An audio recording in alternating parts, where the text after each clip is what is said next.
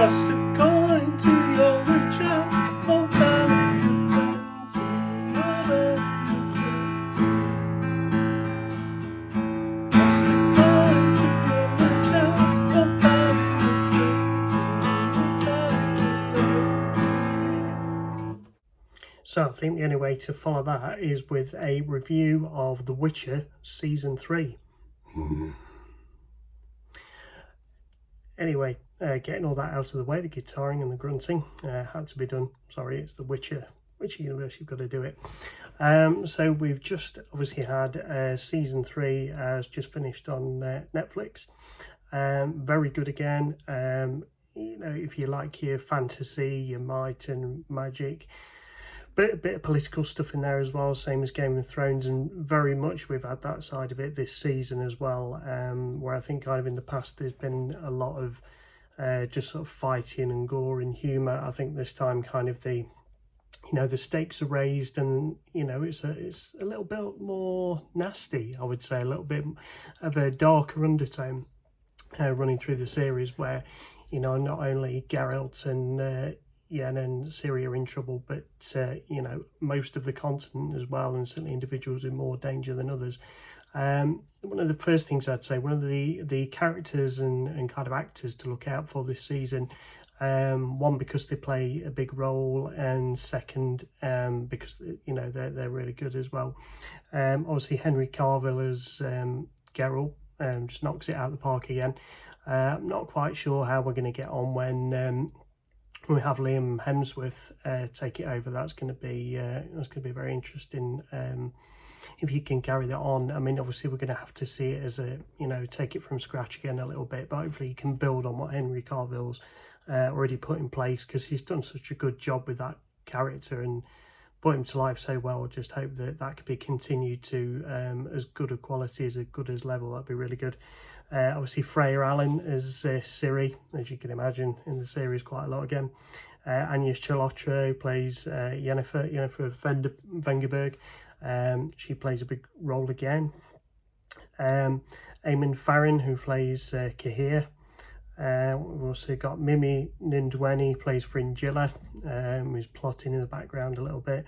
Mayanna Buring, Tisea, who's kind of like the head of Aretuza and almost like Yennefer's kind of stepmom sort of thing, who's like looked after her and brought her into the fold even when she's like been traitorous and she's done things that have not quite been in the Brotherhood's interests. They've still took her back in. So she's a big part. Joey Beatty, Yaskia, obviously the Bard.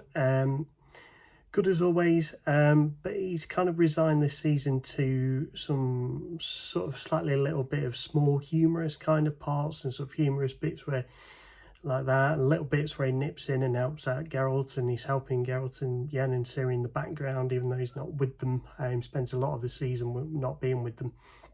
I ought to mention as well at this point, maybe even earlier on, that there may be a few minor spoilers in here. So if you've not watched all of season 3, or you're not massively familiar with it, maybe watch it and come back and go through this with us. So yeah, Anna Schaefer, who plays Triss, she has a bigger part this season, which is good. I think this season you do get to see some of the characters that have been lesser characters in previous seasons. You do get to see them in a bit more detail. The characters are developed a bit more this time, and you find out a bit more about them and their past, which is good, and how they play into the future. We've got Manesh Jadoo, plays Vilgefortz, who plays a very big role, certainly a large role towards the end of the season. I think it's going to continue with him playing a large role going forward.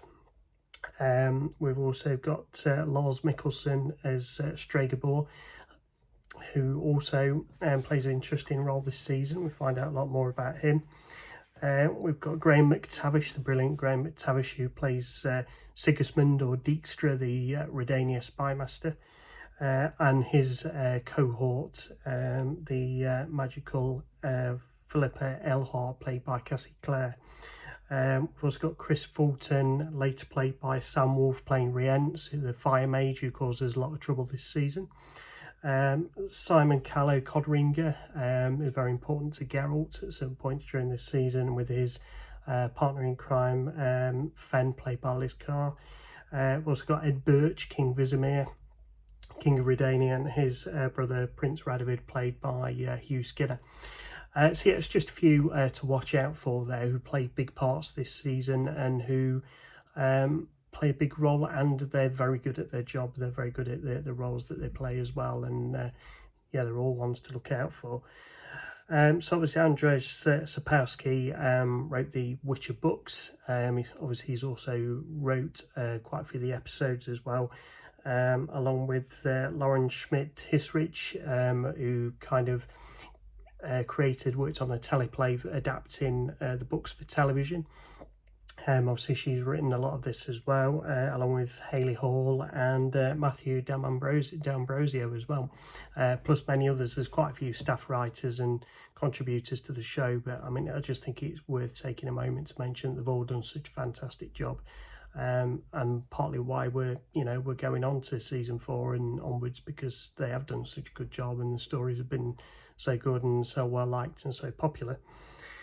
During filming, I always like to go through a few locations. They filmed in Poland, Budapest, Hungary, Vienna, Austria, even Gran Canaria in Spain, in the Canary Islands for some sections. I think I can guess which sections those were, see if you can as well. But yeah, they went to sunny Spain as well.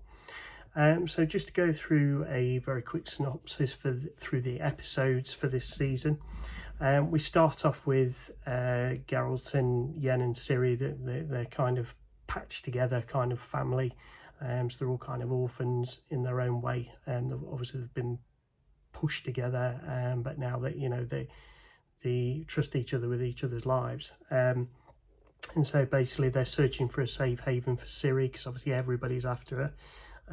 Nilfgaard's after her, the North is after her, the Mages are after her, the Elves are after her. There's been evil witches and things they're after. Like, pretty much they all want her. They all want Ciri.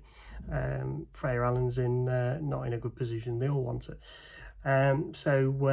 Yeah, that's a bit of a problem. So they start off with that, and obviously we get to meet King Vizimir and Prince Radovid as well, and he's trying to get his brother to do some of his dirty work for him, and he's not very confident. He certainly couldn't see him being king. The second episode, we're kind of introduced to a mage called Rience, who's a fire mage, and he's been doing some very dodgy stuff. They start to find out, stealing books and killing people and being pretty nasty. So that obviously starts off some trouble, and they do start searching for him. Obviously Ciri's trying to keep out of the limelight and trying to hide, and at some point during that episode she helps somebody and people start asking questions, and Yennefer's pretty much like, you better be careful when you decide to help, because it could cause problems for you going forward. People see it and find out who you are, and could cause problems for them. We have a nice bit in episode 3 where Geralt meets a friend of his mother, and we don't really hear too much about Geralt's family and how he became an orphan, but we hear a little bit about it during that episode. So he gets to meet a friend of the family as use of magic, who he wants to help them finding Rience and trying to protect Ciri. So that's really nice to see. And there's a few clashes as well throughout the season between Yennefer and Geralt and Ciri are kind of on the same sort of sheet now. They're on the same path, on the same plane. They're kind of moving as one, whereas Yennefer and Ciri are still very much against each other.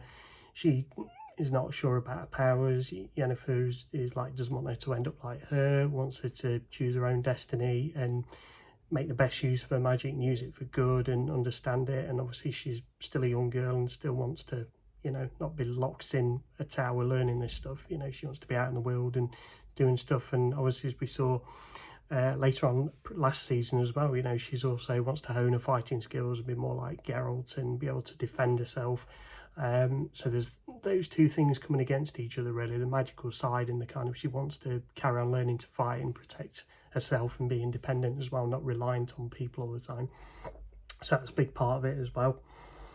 And then we have quite a interesting point where Dijkstra, Sigismund the spy master, and Philippa are plotting, and they're trying to do put Redania in a good footing, but mainly put themselves in a good footing. And they know there's a war coming to the continent, and they want to come out on the best side of it. And they're doing very dodgy spy master, hiding in the shadows, taking people out, and pretty nasty stuff, to be fair. And it's going to come back to haunt them, as it does slightly during the season. But yeah, there's a lot going on there to keep an eye on. That's certainly one of the political sides, the political element that I was talking about earlier. They're involved in a big part of that side of it. Very Game of Thronesy-esque at times, which is good fun, which is good. And then also we have Yen realizes that the Brotherhood of Mages are kind of split and they're not together. There's this feeling already that there's a bit of a issue, that there's a bit of a traitor in the midst, and so she tries to bring them together. And also with the war coming as well, if they need to come together, they're more powerful together. Try and build allies, which they can do better as a unit, as a united group rather than split up. So they have this ball in the following episode, and it's an interesting episode actually, where everybody's off against each other, so they're all kind of dancing with each other and talking to each other and plotting who's going to ally with who's an enemy of who's a friend of who can help who and who's going to cause problems for each other, and trying to sort that out. And you kind of have a few moments in that episode where it kind of slips and you see like the point of view of a conversation from another person or another group of people. So you kind of see them have the original conversation, and then you see another group's reaction to it, or how they hear it, and they might not hear it quite as it's meant or in the context it was meant in. And it's quite interesting. It's kind of just like they're dancing around the ballroom, the conversation just goes round, and it's kind of like Chinese whispers with different groups and different individuals like picking up bits of stuff and reacting to it. So that's quite a fun episode. That's quite cool where they do that. Obviously it's a very good looking episode as well. It's a very impressive set piece. But yeah, that again, and that's the the political element that I was on about as well. That's a really interesting, different episode. There's certainly been a lot less monsters this time. We've had sort of a lot of creatures and monsters and evil witches and things like that, whereas this time around it's more sort of spying, political, little bit of magic thrown in there, different realities, time slipping. It's more sort of that kind of thing. There is obviously still some fighting and still a bit of gore and still a bit of hi-ho silver with a sword play and stuff, but an axes, but it's not as prevalent this season. We also have obviously we've said about the traitor, and they're not sure whether it's Stregobor or Vilgefortz, and kind of Geralt and Yen kind of have a feeling it's one of them, and the Book of Monoliths has gone missing, and then they've got their issues with Rience, so it's all very much a lot of trouble with the magic users this time. And there's a really cool fight at the end between Geralt and one of these traitorous mages, which is really, really cool and is really brutal and quite nasty. So that's worth looking forward to at the end of the season.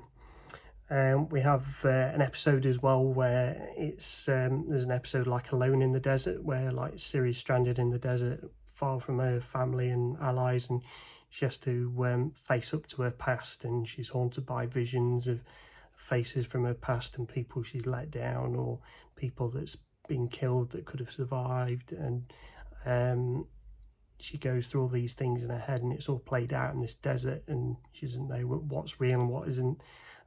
So that's really cool.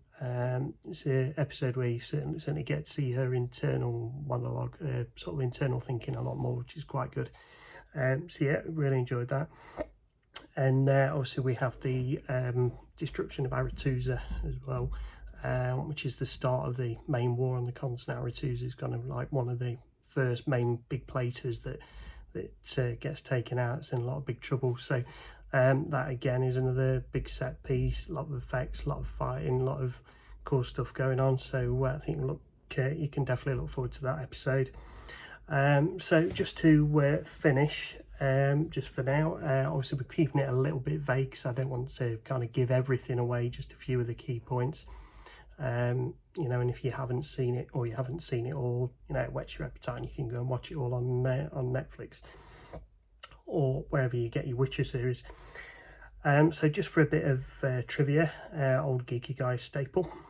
While filming of The Witcher, Henry has 3 swords that he has at home that he practices with, and he has 4 swords on set when he's at work, and he just practices, and that's why it looks so good on screen and so real, because he practices so much and he's got so good at it.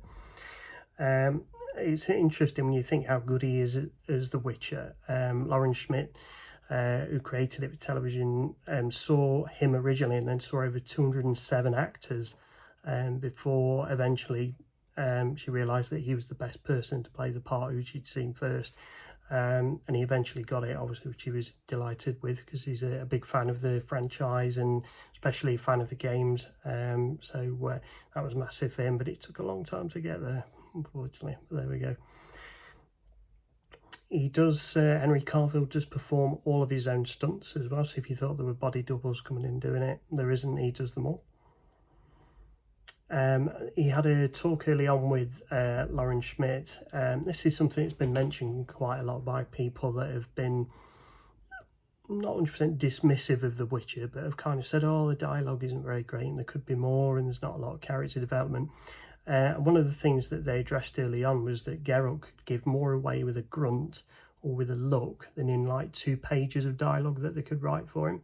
And so they just thought, what's the point of doing that on waffling on with loads and loads of words and wordplay when, you know, they didn't really need to. What they could, they could say what they wanted to say, you know, with a look or a grunt in, you know, a few minutes rather than like 10 minutes of dialogue. So it makes sense. And that's one of the reasons why you don't see reams and reams of dialogue in it, because they just don't need it. One of the cool things, going back to Geralt's stunts, Vladimir Furdik, who played the Night King in Game of Thrones, was a veteran stuntman, stunt fighter. He actually said that Geralt's fighting is actually the best that he's ever seen in his decades of work. So again, just shows you how much practice and hard work, you know, how it paid off, because it looks good on screen, it's believable, and, you know, somebody as experienced as that's done it for 30 plus years and has been in these big roles in fantasy and action adventure before says that. It's, you know, he's obviously really good, isn't he? And what's quite funny is on set, apparently, even after filming had finished for the day, Geralt carried on with the deep voice and the grunting, kind of carried on being a bit method. Whether he did it partly because it's just funny as well, probably. But yeah, he carried it on after filming as well, so I'm sure that was hilarious for everybody. Lauren Schmidt also says that they'll always adapt from the books, they'll never adapt from the video games. So if you're expecting scenes and dialogue from the Witcher video games to come into it, it's unlikely. It could happen in the future, who knows, but it's unlikely at the moment.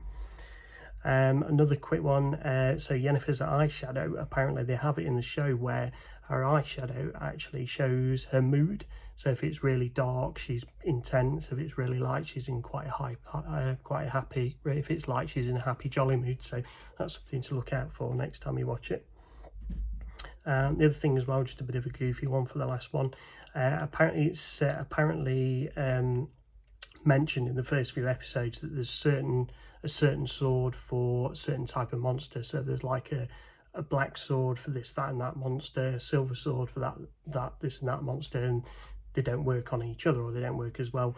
And apparently the wrong sword has been used quite a few times, so quite how some of these beasties have been defeated, who knows, because he's not used the right tool for the job. But yeah, apparently that's just a bit of a fun thing that should have been carried on in the continuity, but they kind of forgot at times, and it didn't quite happen, so that's quite funny. And you, Geralt, use the right sword. Might help a bit. So yeah, that's my quick review of The Witcher Season 3. As I say, if you haven't seen it yet, or you haven't watched all of it, Go and watch it. It's a really good series, continues on the story really well, continues the arcs that have been running through it for the last few series, sets up a couple of new ones.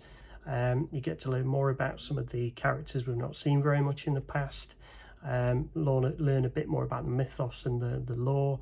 On the other side of it, not just the witches and like the magic side of it, we learn quite a bit this time, and about some of the places and how they've historically dealt with each other, all the different factions. That's quite interesting as well. So yeah, go out and watch it, and obviously any comments, any thoughts, drop them in the comments below, and obviously don't forget to like and subscribe. See you later.